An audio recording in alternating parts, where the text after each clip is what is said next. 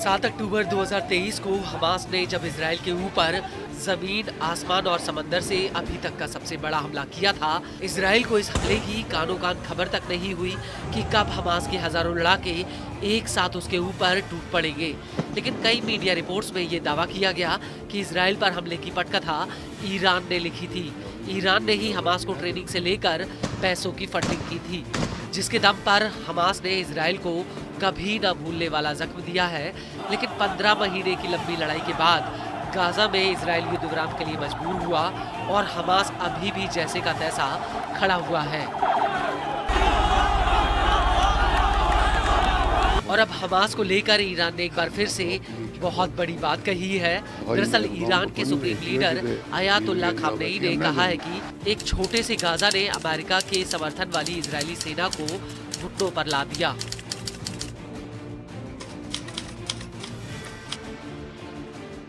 Khamenei ने अपने इसी बयान में आगे कहा कि ईरान से शुरू हुए प्रतिरोध ने कुछ मुस्लिम देशों को सामने ला दिया और कई गैर मुस्लिम देशों की अंतरात्मा को जगा दिया, और गाजा और लेबनान के सामने इजराइल को घुटने टेकना इसी प्रतिरोध का नतीजा है।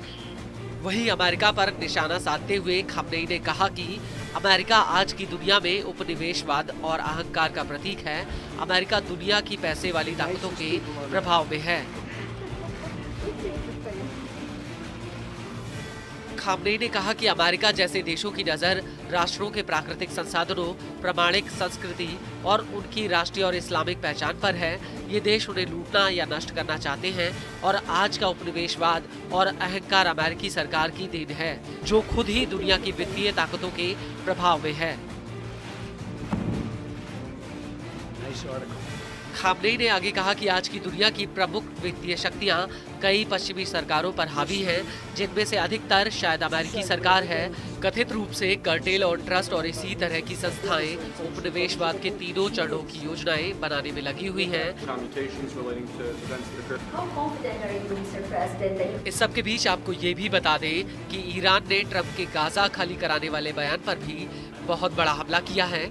ईरानी विदेश मंत्रालय के प्रवक्ता इस्माइल बघेई ने कहा कि ईरान अमेरिकी राष्ट्रपति डोनाल्ड ट्रंप की फिलिस्तीनियों को जबरन गाजा से जॉर्डन और मिस्र भेजने की योजना को खारिज करता है।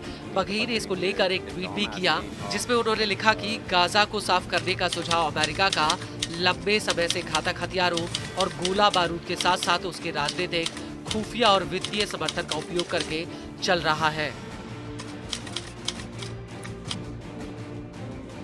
ईरान का कहना है कि 15 महीनों का युद्ध फिलिस्तीनियों को उनकी जमीन से उखाड़ने में नाकामयाब रहा, और राजनीतिक जबरदस्ती और जनसंख्या की हेराफेरी उन्हें गाजा छोड़ने के लिए मजबूर नहीं कर पाएगी। बघेई का ये भी कहना है कि गाजा उनकी मातृभूमि है और गाजा के लोगों ने वहां बने रहने के लिए एक बहुत बड़ी कीमत चुकाई, और वो लगातार अपने वीरतापूर्वक संघर्ष से आजादी के लिए आत्मप्रतिबद्ध हैं। आपको बता दें कि ईरान ने गाजा खाली कराने के सुझाव को फिलिस्तीनियों का जातीय नरसंहार बताया है। वहीं मिस्र और जॉर्डन पहले ही इस सुझाव को ठुकरा चुके हैं। हालांकि ट्रंप का दावा है कि अगर मिस्र और जॉर्डन और अन्य अरब देश पर्याप्त फिलिस्तीनियों को अपने यहाँ लेते हैं, तो इससे पश्चिम एशिया में शांति आ जाएगी। दरअसल ट्रंप ने व्हाइट हाउस में आते ही गाजा को साफ करने का सुझाव रखा था, और उस वक्त ट्रंप ने गाजा को एक विध्वंस की जगह बताया था।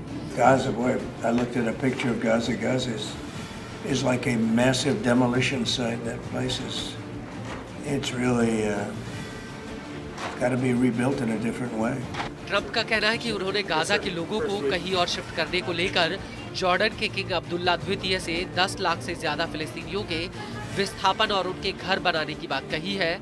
हालांकि जॉर्डन के विदेश मंत्री ने ट्रंप के सुझाव को आधिकारिक रूप से ठुकरा दिया है। موقفنا من أن حل الدولتين هو السبيل لتحقيق السلام ثابت لا يتغير. رفضنا للتهجير ثابت لا يتغير، وهذا ليس فقط موقف ثابت راسخ لا يمكن أن تحيد عنه المملكة، ولكنه أيضا ضرورة من أجل تحقيق الأمن والاستقرار والسلام الذي نريده جميعا. वहीं मिस्र भी ट्रंप के इस प्रस्ताव को आधिकारिक रूप से ठुकरा चुका है। आपको बता दें कि ये दोनों ही देश शुरुआत से ही फिलिस्तीनियों के विस्थापन के खिलाफ हैं। دمار كامل دمار كامل